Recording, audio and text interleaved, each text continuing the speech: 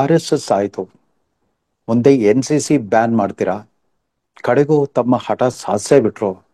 ಕರ್ನಾಟಕ ಸರ್ಕಾರದ ಗ್ರಾಮೀಣಾಭಿವೃದ್ಧಿ, ಪಂಚಾಯತ್ ರಾಜ್ ಮತ್ತು IT BT ಸಚಿವ ಪ್ರಿಯಾಂಕ್ ಖರ್ಗೆ ಇಡೀ ಸಚಿವ ಸಂಪುಟದಲ್ಲಿ ಬಹುಶಃ ಅತ್ಯಂತ ಕಿರಿಯ ವಯಸ್ಸಿನ ಮಂತ್ರಿ ಆಗಿರಬಹುದಾದ ಈ ಪ್ರಿಯಾಂಕ್ ಖರ್ಗೆ RSS ಚಟುವಟಿಕೆಗಳ ಮೇಲೆ ನಿಷೇಧ ಹೇರಿಸ್ಬಿಟ್ಟೆ ಅಂತ ವೀರಾಭಿಮನ್ಯುವಿನ ಪರಾಕ್ರಮದೊಂದಿಗೆ ಹಾರಾಡ್ತಾ ಇದ್ದಾರೆ. ಇನ್ನು ಮುಂದೇನಂತೆ? ಅವ್ರ ಪ್ರಕಾರ RSS ಒಂದು ಮಿಲಿಟೆಂಟ್ ಆರ್ಗನೈಸೇಷನ್ ಆಗಿತ್ತು. ಅಂದ್ರೆ ಅವರು ಬಿದಿರಿನ ಕೋಲ್ ಹಿಡ್ಕೊಂಡ್ಬಿಟ್ಟು ಕವಾಯತು ಮಾಡಿದ್ರಲ್ಲ ತಮ್ಮ ಶತಮಾನೋತ್ಸವ ಸಂದರ್ಭದಲ್ಲಿ, ಪಥಸಂಚಲನ ಅಂತ ಸಾವಿರಾರು ಜನ ಸ್ವಯಂ ಸೇವಕರ ಕೈಯಲ್ಲಿ ಆ ಬಿದಿರಿನ ಕೋಲ್ ಹಿಡ್ಕೊಂಡ್ಬಿಟ್ಟು ಕವಾಯತು ಮಾಡಿದ್ರಲ್ಲ, ಅದೆಂಥ ಆಕ್ರಮಣಕಾರಿ ನಡವಳಿಕೆ. ಇವರೆಲ್ಲ ಪ್ರತಿನಿತ್ಯ ಸಾರ್ವಜನಿಕ ಸ್ಥಳಗಳಲ್ಲಿ ಶಾಲಾ ಮಕ್ಕಳನ್ನು ಸೇರಿಸ್ಕೊಂಡ್ಬಿಟ್ಟು ಅವ್ರಿಗೆ ಆಕ್ರಮಣಕಾರಿ ಚಟುವಟಿಕೆಯಲ್ಲಿ ತೊಡಗಿಸ್ಕೊಳ್ತಾರೆ, ಅವ್ರಿಗೆ ಮಿಲಿಟರಿ ಟ್ರೈನಿಂಗ್ ಕೊಡ್ತಾರೆ. RSS ಅಂದ್ರೆ ಅದೊಂದು ಮಿಲಿಟೆಂಟ್ ಆರ್ಗನೈಸೇಷನ್ ಅಂತ ನಿಮ್ಮ ಗ್ರಹಿಕೆ ಇತ್ತಲ್ವಾ? ಅದರ ಚಟುವಟಿಕೆಗಳಿಗೆ ಕಡಿವಾಣ ಹಾಕ್ಸಿದ್ರೆ ನಿಮ್ಮ ಸಚಿವ ಸಂಪುಟದ ನಿರ್ಣಯದಲ್ಲೂ ಕೂಡ RSS ಅಂತ ನೇರವಾಗಿ ಉಲ್ಲೇಖಿಸೋ ಧೈರ್ಯ ಬಂದಿಲ್ಲ ನಿಮಗೆ.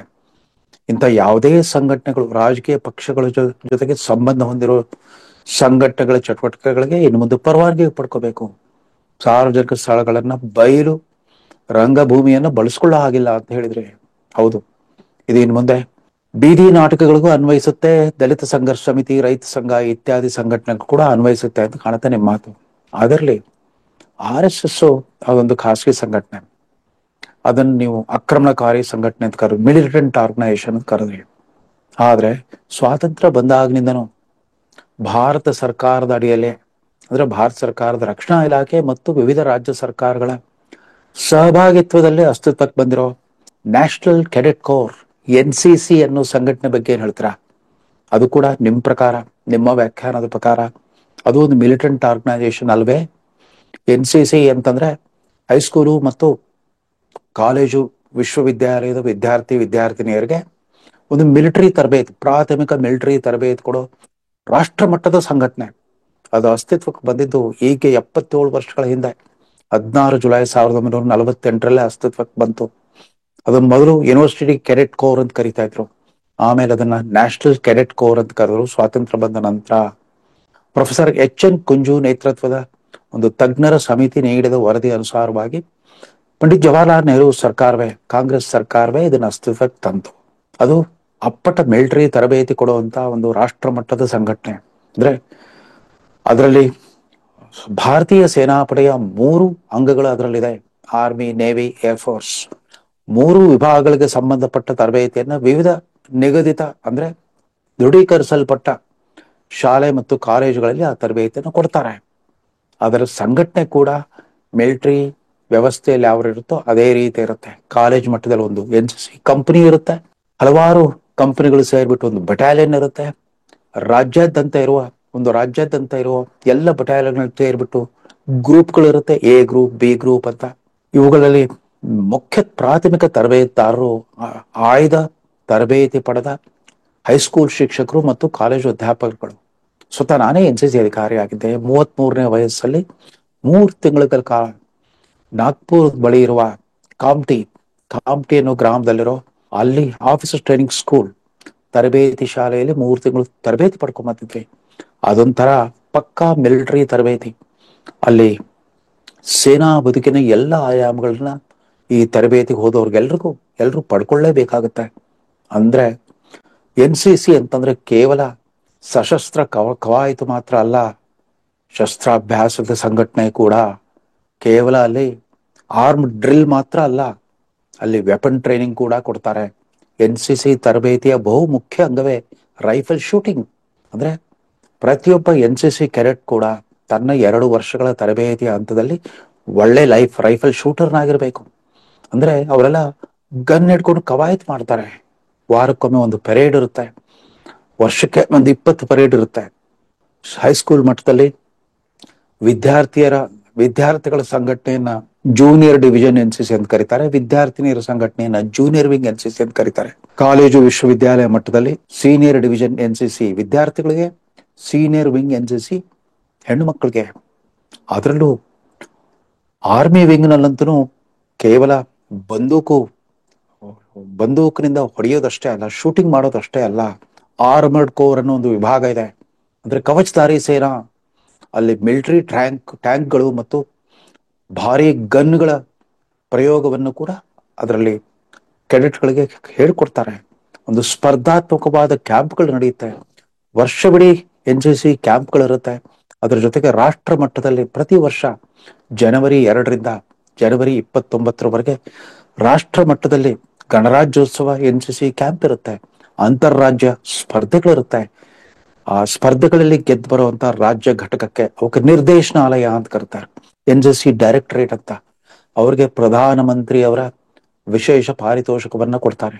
ಪ್ರಧಾನಮಂತ್ರಿಗಳ ಬ್ಯಾನರ್ ಅಂತಾರೆ ಆ ಪ್ರಶಸ್ತಿಗೆ. ಪ್ರತಿ ವರ್ಷ ಇದು ನಡೀತಾನೆ ಇರುತ್ತೆ. ಹಾಗಿದ್ರೆ ನಮ್ಮ ಪ್ರಿಯಾಂಕ್ ಖರ್ಗೆ ಅವರ ದೃಷ್ಟಿಯಲ್ಲಿ NCC ಕೂಡ ಒಂದು ಮಿಲಿಟೆಂಟ್ ಆರ್ಗನೈಸೇಷನ್ ಅಲ್ವಾ? ಆ ಹುಡುಗರ ಕೈಯಲ್ಲಿ, ಶಾಲೆ ಕಾಲೇಜ್ ವಿದ್ಯಾರ್ಥಿಗಳ ಕೈಗೆ ರೈಫಲ್ಗಳನ್ನು ಕೊಟ್ಬಿಟ್ಟು ಪರೇಡ್ ಮಾಡಿಸ್ತಾರೆ, ಡ್ರಿಲ್ ಮಾಡಿಸ್ತಾರೆ. ಅಷ್ಟೇ ಅಲ್ಲ, ರೈಫಲ್ಗಳ ವಿವಿಧ ಭಾಗಗಳನ್ನ ಬಿಚ್ಚೋದು ಮತ್ತು ಜೋಡಿಸೋದು, ಪುರ್ಜೋಕೋ ಖೋಲ್ನಾ ಅವ್ರ ಜೋಡ್ನಾ ಅನ್ನೋ ಒಂದು ತರಬೇತಿ ಇರುತ್ತೆ. ತರಬೇತಿ ಕೊಡೋರೆಲ್ಲ ಮಿಲಿಟರಿಯ ಹವಾಲ್ದಾರ್ ಮೇಜರ್ ದರ್ಜೆಯ ಸೈನಿಕರುಗಳು ನಮಗೆ ತರಬೇತಿ ಕೊಡ್ತಾರೆ. ಪ್ರತಿಯೊಂದು ಬೆಟಾಲಿಯನ್ಗೆ ಕೂಡ ಒಬ್ಬ ಮೇಜರ್ ದರ್ಜೆಯ ಅಥವಾ ಲೆಫ್ಟಿನೆಂಟ್ ಕರ್ನಲ್ ದರ್ಜೆಯ ಅಧಿಕಾರಿ ಮುಖ್ಯಸ್ಥರಾಗಿರ್ತಾರೆ. ಅವ್ರ ಮೇಲೆ ಮೇಜರ್ ಜನರಲ್, ಗ್ರೂಪ್ ಕಮಾಂಡರ್ ಒಬ್ಬ ಮೇಜರ್ ಜನರಲ್ ದರ್ಜೆಯ ಅಧಿಕಾರಿ ಇರ್ತಾರೆ. ರಾಷ್ಟ್ರ ಮಟ್ಟದಲ್ಲಿ ಡೈರೆಕ್ಟರ್ ಜನರಲ್ NCC ಅವರೊಬ್ಬ ಲೆಫ್ಟಿನೆಂಟ್ ಜನರಲ್ ದರ್ಜೆಯ ಅಧಿಕಾರಿ ಇರ್ತಾರೆ. ಆದ್ರೆ ಇದೊಂದು ಅಪ್ಪಟ ನಾಗರಿಕ ಬದುಕಿನ ವಿದ್ಯಾರ್ಥಿನಿಯರಿಗೆ ಮಿಲಿಟರಿ ಟ್ರೈನಿಂಗ್ ಕೊಡುವಂತ ಸಂಸ್ಥೆ. ಅದನ್ನು ಬ್ಯಾನ್ ಮಾಡ್ಬಿಡಿ. ಯಾಕಂದ್ರೆ ಹೇಗಿದ್ರು ರಕ್ಷಣಾ ಇಲಾಖೆ ಅದು ನರೇಂದ್ರ ಮೋದಿ ಅವರ ಭಾರತ ಸರ್ಕಾರಕ್ಕೆ ಸೇರಿತ್ತು. ಈಗಾಗಲೇ ನೀವು ನರೇಂದ್ರ ಮೋದಿ ಅವರ ರಾಷ್ಟ್ರೀಯ ಶಿಕ್ಷಣ ನೀತಿಯನ್ನು ಧಿಕ್ಕರಿಸುತ್ತೀರಿ. ಅದೇ ರೀತಿ ಈ ಮಿಲಿಟರಿ ತರಬೇತಿ ಕೊಡೋ ಆ NCC ಸಂಘಟನೆಯನ್ನು, NCC ಶಿಕ್ಷಣವನ್ನು ಕೂಡ, ಅಂದ್ರೆ ಸೇನಾ ಪರಿಶಿಕ್ಷಣವನ್ನು ಕೂಡ ತಿರಸ್ಕರಿಸ್ಬಿಡಿ. ಎಲ್ಲ ಸರಿ ಹೋಗ್ಬಿಡುತ್ತೆ. ಅಲ್ಲಿಗೆ ಮೋದಿ ಸರ್ಕಾರಕ್ಕೆ ನೀವು ಬೇಕಾದಂತ ರಾಜಕೀಯ ಸವಾಲ್ ಹಾಕ್ಬೋದು. ನಮ್ಗೆ ನಿಮ್ NEPನೂ ಬೇಡ, NCCನೂ ಬೇಡ ಅಂತ ಹೇಳ್ಬಿಡಿ. ಇದೆಂಥ ಹುಚ್ಚಾಟ ಕಳೆದಿದ್ದೀರಿ ಪ್ರಿಯಾಂಕ್ ಖರ್ಗೆ ಅವರೇ. NCCಯಲ್ಲೂ ಅಷ್ಟೇ ಎಲ್ಲ ಅಲ್ಲಿ ಸೇರ್ಬೇಕಂತ ಬಯಸೋ ಎಲ್ಲ ವಿದ್ಯಾರ್ಥಿಗಳು ಅವಕಾಶ ಇರಲ್ಲ. ಆರ್ಥಿಕ ದೃಷ್ಟಿಯಿಂದ ಮತ್ತು ಆಡಳಿತಾತ್ಮಕ ದೃಷ್ಟಿಯಿಂದ ಒಂದು ಸೀಮಿತ ಒಂದು ಇಂಟೇಕ್ ಇರುತ್ತೆ. ಒಂದೊಂದು ಕಂಪ್ನಿ ಅಂತಂದ್ರೆ ಅದಕ್ಕೊಂದು 160, ಅತಿ ಹೆಚ್ಚು ಅಂದ್ರೆ 160 ಇವಾಗ ಏನಾದ್ರು ಸ್ವಲ್ಪ ಹೆಚ್ಚು ಕಮ್ಮಿ ಆಗಿರ್ಬೋದು. ಅದಕ್ಕಿಂತ ಜಾಸ್ತಿ ವಿದ್ಯಾರ್ಥಿಗಳಿಗೆ ಅವಕಾಶ ಇಲ್ಲ. ಅದೊಂದು ಅತ್ಯಂತ ದೈಹಿಕ ಪರಿಶ್ರಮವನ್ನ ಬಯಸುವಂತ ಬರೀ ಮಿಲಿಟರಿ ತರಬೇತಿ ಮಾತ್ರವಲ್ಲ, ಸೇವಾ ತರಬೇತಿಯನ್ನು ಕೂಡ ಕೊಡ್ತಾರೆ. ಅಂದ್ರೆ ಆಗಾಗ್ಗೆ ವನ ಮಹೋತ್ಸವ ಬಂದಾಗ ಟ್ರೀ ಪ್ಲಾಂಟಿಂಗ್ ಇರುತ್ತೆ, ಸಾಹಸ ಕ್ರೀಡೆಗಳಿರುತ್ತೆ, ಮೌಂಟೇನಿಯರಿಂಗ್, ರಾಕ್ ಕ್ಲೈಂಬಿಂಗ್ ಇತ್ಯಾದಿ ಸಾಹಸ ಕ್ರೀಡೆಗಳಿರುತ್ತೆ. ಅದರಲ್ಲಿರೋ ಏರ್ ವಿಂಗ್ ಕೆಡೆಟ್ಗಳಂತೂ ಪ್ಯಾರಾಸೈಲಿಂಗ್ ನಂತ ಸಾಹಸ ಕ್ರೀಡೆಗಳಲ್ಲಿ ಪಾಲ್ಗೊಳ್ತಾರೆ. ನೌಕಾಸೇನಾ ಕೆಡೆಟ್ಗಳು ಕೂಡ ಸಮುದ್ರದಲ್ಲಿ ನೆಲೆಸಿರೋ ಅನೇಕ ನೌಕಾ ಹಡಗುಗಳಲ್ಲಿ ತರಬೇತಿಯನ್ನು ಪಡ್ಕೊಳ್ತಾರೆ. ಅಂದ್ರೆ ಯುದ್ಧಕ್ಕೆ ಸಂಬಂಧಪಟ್ಟ ಎಲ್ಲ ಚಟುವಟಿಕೆಗಳನ್ನು ಹೇಳ್ಕೊಡುತ್ತೆ NCC ಸಂಘಟನೆ. ಹಾಗಾದ್ರೆ ಎಷ್ಟು ಅಪಾಯಕಾರಿ ಅಲ್ವಾ? ಪ್ರಿಯಾಂಕಾ ಖರ್ಗೆ ಅವರ ತರ್ಕದ ಪ್ರಕಾರ, ಅವರ ಫಿಲಾಸಫಿಯ ಪ್ರಕಾರ ಎಲ್ಲ ಮಿಲಿಟೆಂಟ್ ಸಂಘಟನೆಗಳನ್ನ ಬ್ಯಾನ್ ಮಾಡ್ಬಿಡ್ಬೇಕು. ಸಾರ್ವಜನಿಕ ಸ್ಥಳಗಳನ್ನ ಅವ್ರು ಬಳಸೋ ಹಾಗೇನೇ ಇಲ್ಲ. ಬೆಂಗಳೂರಂತ ಮಹಾನಗರದಲ್ಲಿ ಅನೇಕ ಶಾಲೆ ಕಾಲೇಜುಗಳಲ್ಲಿ NCC ಘಟಕಗಳಿದ್ರು ಕೂಡ ಪೆರೇಡ್ ಮಾಡ್ಲಿಕ್ಕೆ, ಡ್ರಿಲ್ ಮಾಡ್ಲಿಕ್ಕೆ ಮೈದಾನಗಳು ಇರೋದಿಲ್ಲ. ಅವರೆಲ್ಲ ಸಾರ್ವಜನಿಕ ಬಯಲನ್ನೇ ಬಳಸ್ಕೊಳ್ತಾ ಇದ್ರು. ಅಲ್ಲಿ ಯಾರ ಪರವಾನಗಿಯನ್ನು ಕೇಳ್ಬೇಕಾಗಿರ್ಲಿಲ್ಲ. ಮಣೆಕ್ಷಾ ಮೈದಾನದಲ್ಲಿ ಕೂಡ ಹೋಗಿ ನಾವು ಪೆರೇಡ್ ಮಾಡಿಸ್ತಾ ಇದ್ವಿ, ಯಾರು ಕೇಳ್ತಾ ಇರ್ಲಿಲ್ಲ.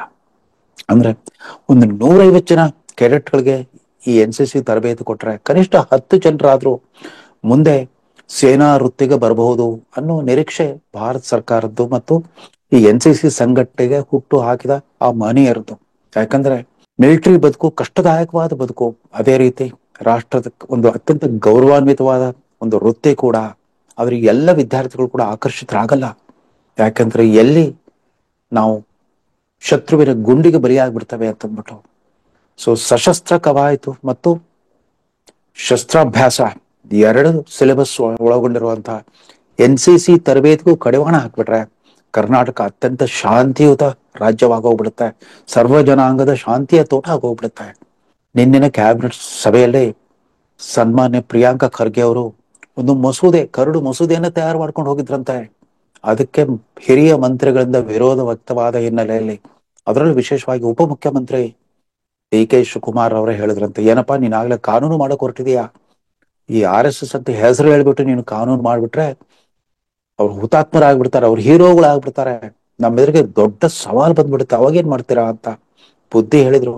ಅದೇ ರೀತಿ ಕಾನೂನು ಸಚಿವರು ಕೂಡ ಇಲ್ಲ, ನಾವು ಯಾವುದೇ ಸಂಘಟನೆ ಹೆಸರಿಸೋ ಹಾಗಿಲ್ಲ, ಹೆಸರಿಸ ಬಿಟ್ರೆ ಸಂವಿಧಾನ ಪೀಠದಲ್ಲಿ ನಾವು ಮುಖಭಂಗ ಅನುಭವಿಸ್ಬೇಕಾಗತ್ತೆ. ಈ ವಿಷಯವನ್ನ ನ್ಯಾಯಾಂಗದಲ್ಲಿ ಯಾರಾದ್ರೂ ಪ್ರಶ್ನಿಸಿದ್ರೆ ದೊಡ್ಡ ಮುಜುಗರ ಅನುಭವಿಸ್ಬೇಕಾಗತ್ತೆ ಅಂತ ಹೇಳಿದ್ರಂತೆ.